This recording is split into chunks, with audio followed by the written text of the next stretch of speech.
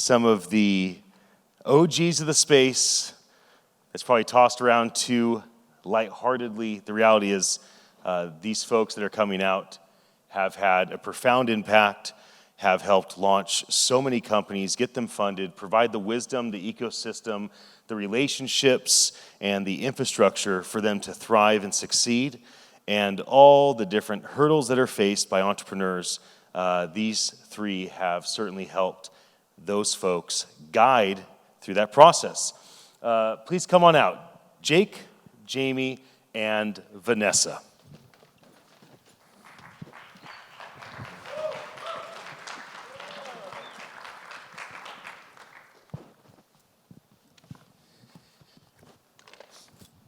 Well, here we are, the end of day 2 at the town hall. This is the place where women got a vote, the place where so many people in the civil rights movement leveraged to be able to speak their truth.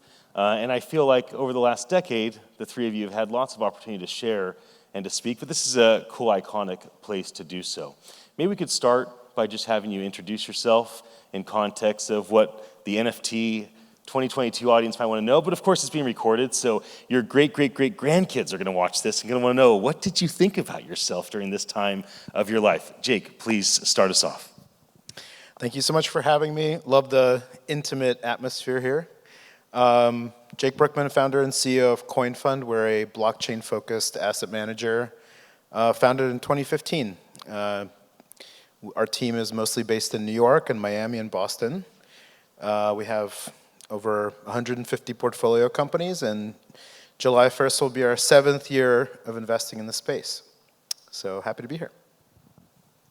Vanessa. Hi, I'm Vanessa Grellet. I'm a managing partner at Grellet Ventures, which is the investment arm of the Arnault family.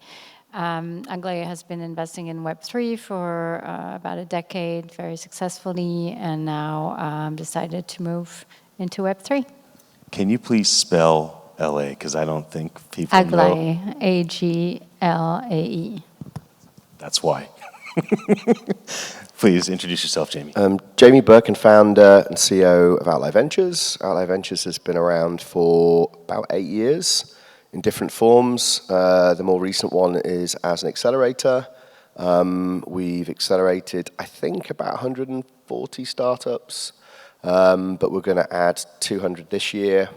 Solely focused on Web3.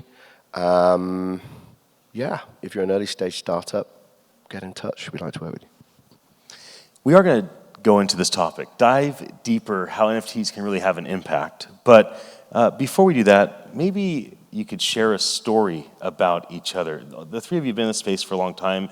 You've co-invested in different projects. You've told each other about different things that you could accelerate or invest in or bring it into the portfolio company.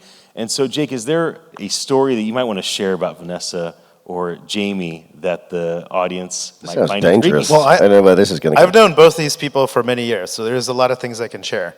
I'll say that one thing is that, like at Coin Fund, we get a lot of credit for being early in the NFT space, but actually Jamie is also someone who is extremely early in NFTs. I think like maybe even 2016 or 2017.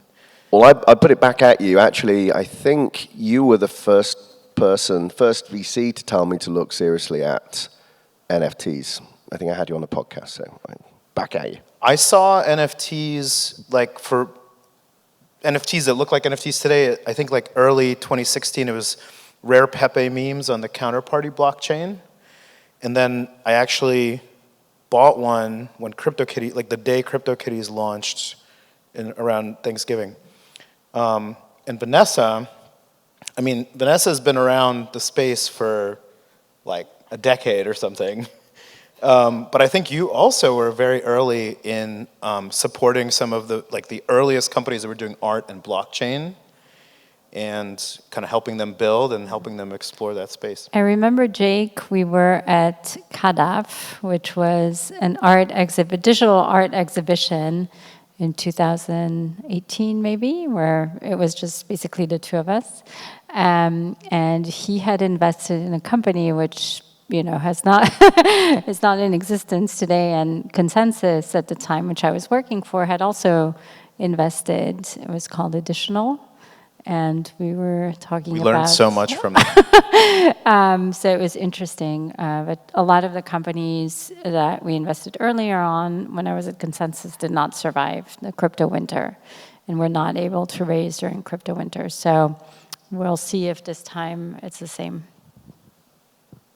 I mean, I could throw one back to Jake because then it's not equal. So, as I said, I'm pretty sure if you weren't the one, you were definitely part of the kind of light bulb moment for me. And the refreshing thing about Jake as a VC is he's also a product guy. Worked at Amazon and various other places, very successful. But also is a creative and artist. And I think it was hearing his perspective as a creator first, and then second as an investor that helped mature my thinking around the space. Thanks, Jamie. When, people in the audience or see a video and they go, oh, there's investors. So how do I get a hold of them? How do I get their attention and pitch them? And that's been traditional. Something I've seen more recently, and I'm not sure if you've seen this in your specific environments, are investors really trying to get attention of the key entrepreneurs that are building. And so I think Jason Kalakanakis did something interesting with Insight, have this kind of reverse pitch day, where he's inviting dozens of venture firms to come on and basically pitch to the entrepreneurs and say, hey, here's what we bring to the table. It's not just money. Here's what we've done for other portfolio companies here. So in light of that, and not just having the constant inflow of people trying to say, oh, fund me, fund my idea. If you were to pitch a group of highly qualified investors in the type of industry you want to invest in and the type of round, how might you present you and your team in terms of, hey, here's why you should consider Coin Fund and the new family office fund that we've put together, or the accelerator that we have. How might you explain that in a short way that differentiates what you and your team do compared to the other folks in this industry? Jake, maybe you could start. Pretty simply, I mean, I think one thing to say about our team is we're a bit of a larger team. We have 34 folks working at Coin Fund today. We're more of a technical team in terms of like really understanding like the technologies that people are building. And you got to remember, blockchain's been around for about a decade or so, but like the vast majority of that time, we're investing in infrastructure.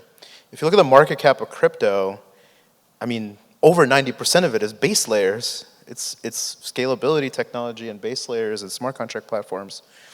So one thing to say about us is like we just understand decentralization technology at a technical level very well. And the other thing to say is we're really committed to working with our portfolio companies to help them solve the full stack of problems that they face. If they have a technology problem, we'll talk through that. If they're trying to design token economics, we'll help them. And there's no substitute for having 150 investments over 7 years where all these experiments have been tried. There's no substitute for that experience. So I would say those are the big things. Thanks for sharing that. Vanessa? I would say we're a smaller team. We're the two of us, but we're experienced operators. The other investment partner is the former COO of Aave. So we both built companies over the past 6 years. We also have the Web2 experience of the rest of the team, which have been investing successfully in companies like Spotify, Airbnb, et cetera. So as Web2 and Web3 are coming together, and will be coming together in the coming years, and we'll see companies scale, I think we bring that perspective in addition to the Web3, hands-on approach. Jamie, how about you frame the accelerator? You brought all these companies to the accelerator. Right. There's a lot of accelerators. Some are known by name, right? The 500 startups, the Y Combinators of the world. How might you explain what you guys bring to the table and draw people to investigate that? Sure. Yeah. I mean, so we're not a fund, as you say. We're an accelerator. So, it's quite common that VCs will talk about being value add, but obviously there's a constraint to how much value they can add based on the size of their portfolio and the amount of people that the management fees that they get from managing that money can support. So it's very rare that you have a fund like Jake's with that many people and that many specialists. But you've always kind of had a slightly hybrid model anyway. So we're kind of a little bit before you might engage with a fund. I would use the term pre-seed seed, but it doesn't always fit in the context of Web3. So it could be that you are a couple of founders, an MVP. We do work with projects like that. But we've also worked with spin-outs from Boeing and Daimler, where they've got some IP, they've got some people, and they want to develop a new Web3 business model and proposition. So we kind of cover that full spectrum. Some people, the majority of teams, come to us to help them raise money, but to do so at a premium from where they are today. Others will come to us because they need help with some very technical things. That could be token design, it could be governance models.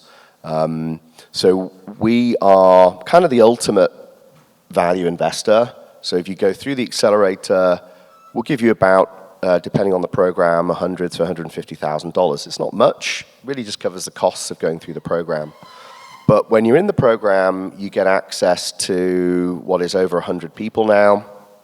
Probably half of those people are going to help you specifically with fundraising, structuring, and go-to-market, more commercial stuff.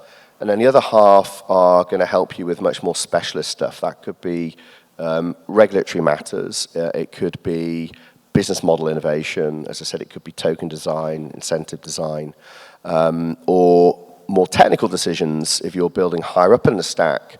Which technologies should you use? How should you kind of compose your stack? So it's as much as is possible, this kind of 360 of people that are available to you during that program.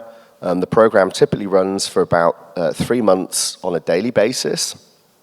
And then the fourth month is weekly, and we're usually helping you kind of close off the fundraising. But effectively during that part of acceleration, I mean, it does what it says on the tin, right? We're there to accelerate your progress. So the way to think of it is there's so many things you need to, I mean, being a founder is hard, just generally being a founder is hard. But being a Web3 founder is an order of magnitude more complex. Not only do you need to understand any number of technical things, you're operating often in a gray regulatory environment, and you might have to be thinking about how to navigate the culture of a particular community. If you're moving over from Web 2, it's got a whole language, it's got its own memes. So we're really there to kind of accelerate the progress of a startup in order that it can raise more at a premium more quickly. Because fundraising is very laborious, it sucks up a lot of attention for the founder, it stops them executing, especially when they're a very small team. And so ultimately that saves you, it saves you dilution, because time is money. The more time you need, the more money you need, and the more you have to give away of your company. So we do take 6% of the company and 6% of the token supply, but we believe that is net beneficial. It nets out versus the time that we help accelerate a project. And then we've got this great network of investors who trust us and we trust them, and we can help you navigate that to find the right partner for the next stage of your journey in the various life cycles. And we do have ways of continuing to be engaged with portfolio throughout their life cycle in lighter ways, all the way through to token launch, market making, partnering with enterprise. So it's an intense period at the beginning, but then we try to be consistently and constantly involved throughout in a more lighter touch. The topic is to dive deeper on the impact NFTs can make. I was wondering if we could talk about what does it look like for a portfolio company or somebody in the accelerator when they come to you and they say, we're going to have 1 billion people on our platform, right? A lot of people will say things like Brock Pierce often says, I don't care if you're a billionaire, or you do billion something that's going to touch 1 billion lives, right? Nifty Gateway, Koch Foster twins, they just constantly, we're not going to stop till we have 1 billion people on our platform, we have 1 billion people using NFTs. I think Brave Browser's the same way, right? We're 60 million there, but we're going to 1 billion people that are going to use our platform. And I think that the idea of a billionaire or even a $1 billion market cap company is not as intriguing as the idea of like, oh, who's going to get to have 1 billion users to actually use DeFi? So when you look at different opportunities, either to invest in the next round or a new opportunity, and you think about impact and the impact of NFTs, and you think about the number of users that these people are talking about, what lights the fire? Like what really kind of gets your full attention and makes you lean in when people talk about the impact of NFT and the broad usage spread throughout not just the first world, but ideally the whole world, including the impoverished people that will likely benefit the most from this amazing technology. So maybe Jake, you can share your insights on that. I mean, there's a lot of directions we can take that in. I'll just tell the story that like I love from the NFT space. In 2019, as Jamie, you mentioned, Vanessa, you mentioned, we're investors in a platform called Additional. It's basically the only, kind of open mobile app where we could mint an NFT, whichever you wanted, in 2019.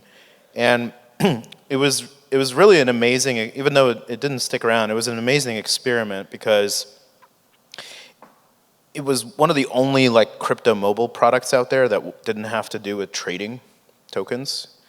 And it converted like all the people in the world at that time, which was a few thousand people, who were interested in minting NFTs. And some of those people were from the space, but there were a couple of people who were just people out there who found this app.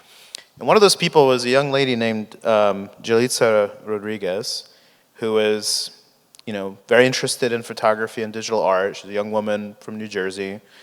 She's kind of working, in the food service industry. And she found Additional, and she started to put her digital art and photography on the app as NFTs. And I became the person who was her first collector. I actually paid for one of her works. It was a self-portrait that she made that I really love. You could see it today on first edition of XYZ, my art gallery website. And I paid her $20 worth of Ether for it. It wasn't like a ton of money, but what she said later was just the fact that someone paid me for my work was like super encouraging and super motivating to like keep going. And so if you fast forward 3.5 years now, Justyna is kind of like a staple of the crypto art movement. She makes like really interesting digital art. Her NFTs sell for thousands of dollars. She no longer works at food service. She works kind of as a digital artist in residency at an AI like startup. And she wouldn't have had this opportunity to monetize her work if it weren't for the open, public, permissionless technology of NFTs to be able to distribute it to people who like her work and want to pay for it, right? And so this is like the reason why I am in the blockchain space, like fundamentally, is because I believe that this technology really democratizes and lowers the barrier to entry for people who otherwise may not have had that opportunity in the traditional world. It's just that simple. Yeah, and when you were asking what you're looking at in terms of like the type of products or the entrepreneurs, I think, to Jake's story is that you have to be willing to take some risks and experiment. And maybe, the fruits of your experiment are not seen immediately, but they might, have more impact in the future. And I think what we're looking at when we see projects, we really look at the teams. We want to look at the capacity of the teams to, be really convinced about their idea and be really thoughtful, assess their capability to execute, and also look at the business model and whether it's realistic or not. And it doesn't have to be $1 billion. time to be a successful company, but it just needs to be right-sized in terms of like what the person wants to achieve. So it can be anything. It can be open, open models. It can be very targeted towards a specific audience, and then it can also pivot. So I think you need to be quite open and flexible when you look at opportunities. So the interesting thing, I just work with founders all day. One of the great things about working with founders all day at the early stage is that it's quite a creative process in that there's a number of pathways that they could take, and you're kind of helping them figure that out, or at least validate. But the amazing thing about founders they are optimists. And so I always say, like, the greatest thing for me, putting aside all the technology and everything else, is working with optimists every day. It's very difficult to have a bad day when you spend the whole day working with optimists. And the great thing about the optimists in this space is that they are very purposeful, and they might have their own very specific, reason for doing what they do. And I often find there's something about a founder that goes into an accelerator which they have humility by virtue of being there. I'll be honest with you, as a founder, I probably would have never gone to an accelerator because I would have never wanted to acknowledge that I didn't know what I didn't know and ask for help. And so the founders that we get come into the program are, just by virtue of being there, very humble, which I think is a great quality in a founder.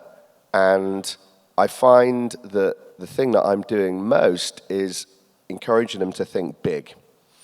And yeah, big in a financial sense, but also big in an impact sense, because there really is the opportunity to do it now. And it's amazing how many people, when you give them permission, they've never been given permission to think big before. There's always some kind of imposter syndrome or self-doubt. We've all got it. But when somebody gives you permission to think big, it's amazing to see what they then go on and do. And because we're working with teams so early, when you go on and see that they build this company and they hire all these people, and these people are, I always say startups are kind of like a cult, and often a suicide cult, right? Because they're going to crash and burn.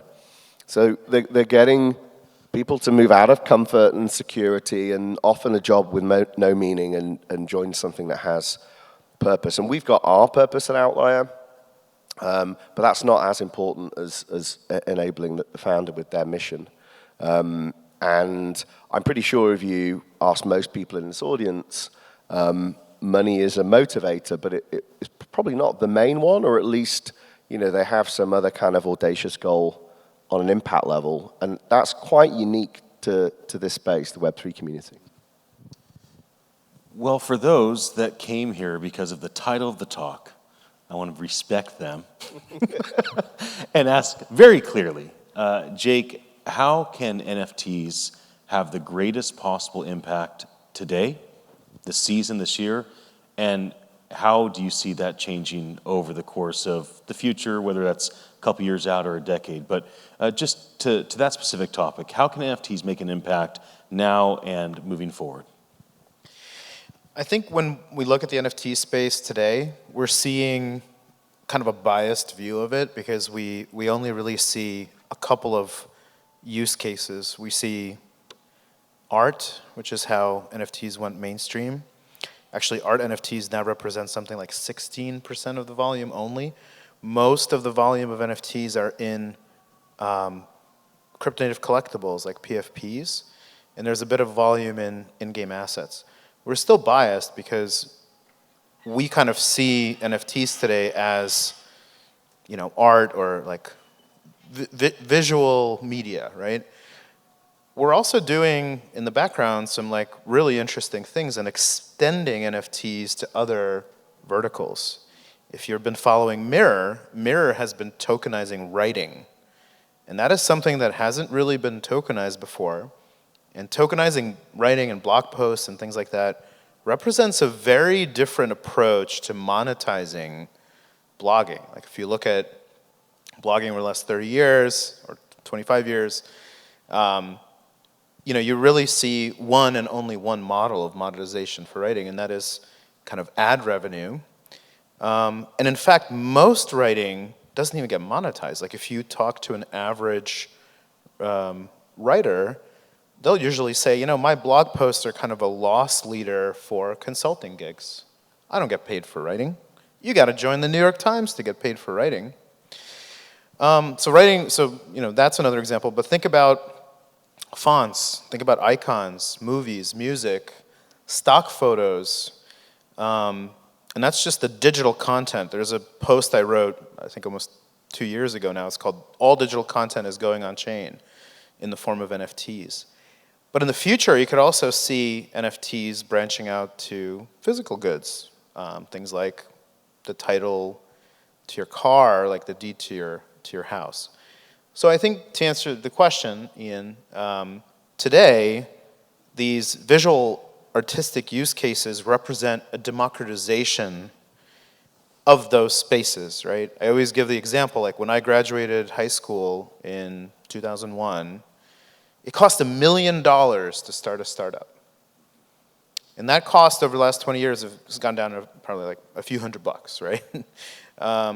And that efficiency gain represents enormous progress. It means that there's now, I don't know the exact numbers, but like tens of thousands of new startups entering the market every month. And for every 10 or 20 or 30,000 startups, you get an Uber, right? So you can do this now in visual art, in collectibles, in in-game assets. You've opened up a field where there's a lot more people who can participate and monetize their creative work in this way. And the impact that happens on the long term is even more impactful, because what it's going to do is it's going to take the whole set of non-fungible assets and tokenize them, make them liquid, allow them to trade on secondary markets. In fact, most assets that you're familiar with in the world are non-fungible. And so this represents one of the biggest addressable markets that there is. If you sum up all the deeds to all the houses and all the titles to all the cars and all the digital content on the internet and all of the crazy use cases like tokenizing blog posts that we didn't think about yet or didn't invent yet, you're talking about tens of trillions of dollars in addressable market. And as such, it's kind of like the largest IPO of all time. That's impact.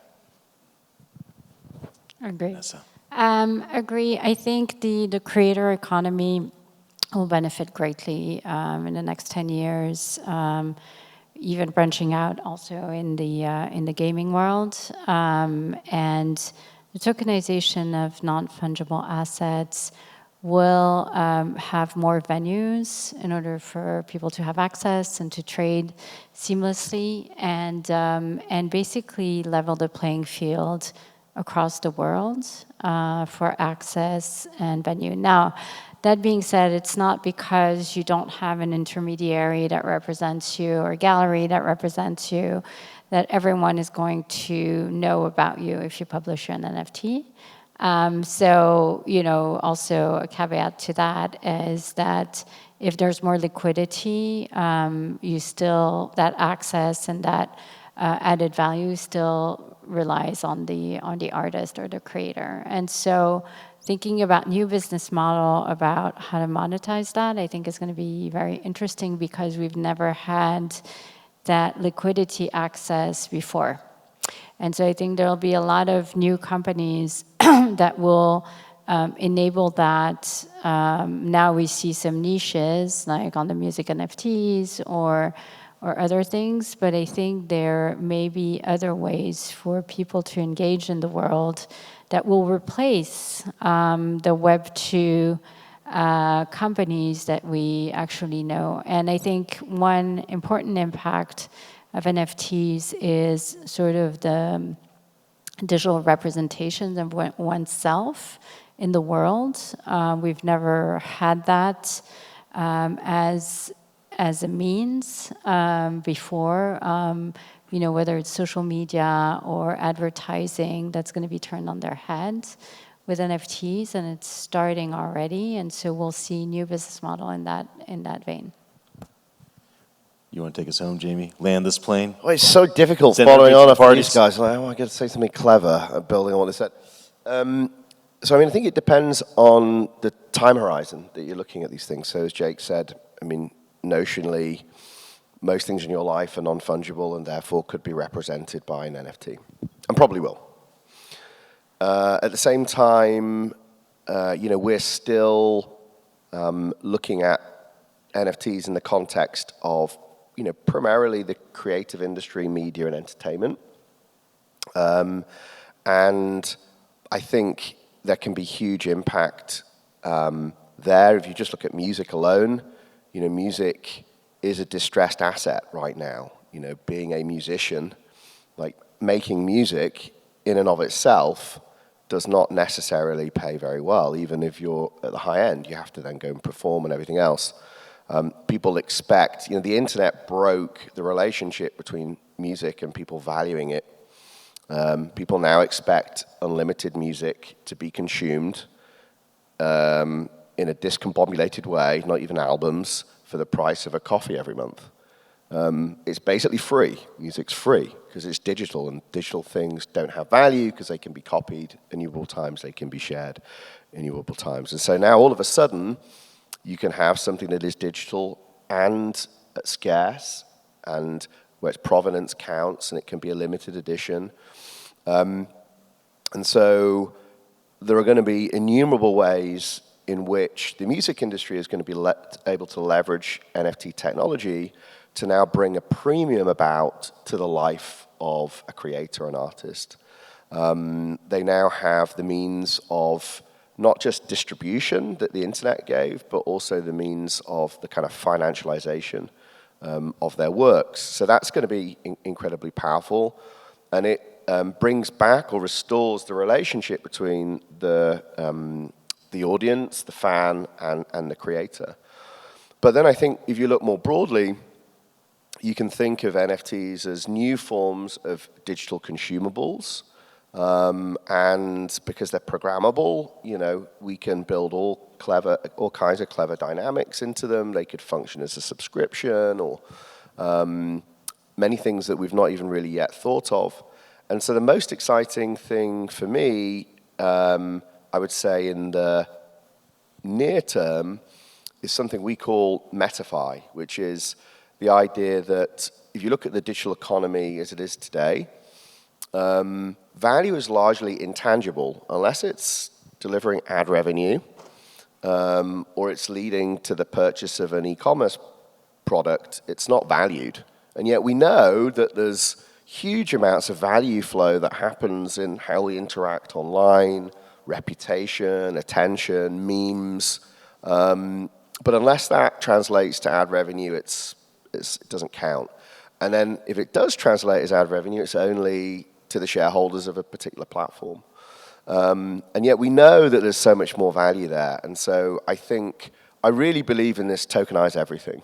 The idea that this value flow can be captured in atomic form, in the form of an NFT, but then it can be used as collateral, right? And so most digital notional wealth right now, you cannot go to a bank and get a short-term loan. You can't get a mortgage against it. If you're a gamer and you've got all these in-game items, try walking into a bank and saying that you're a very successful player, or you're a very successful influencer in the creator economy. It's just not acknowledged as wealth by the existing financial system. And so the great thing is if we can begin to translate value on the internet into a financial form factor, and that can then be put to work in DeFi, you can allow for unparalleled forms of financial inclusion. And I'm talking whole generations of people that are currently outside of the existing financial system because they don't have a steady job, they're not paid X amount in fiat, et cetera, et cetera. So that's, I think, the real potential right now. Well, I could sit here and ask questions forever, but I don't think we're going to find a better spot to land. Friends, please stand up and give our panelists a hand.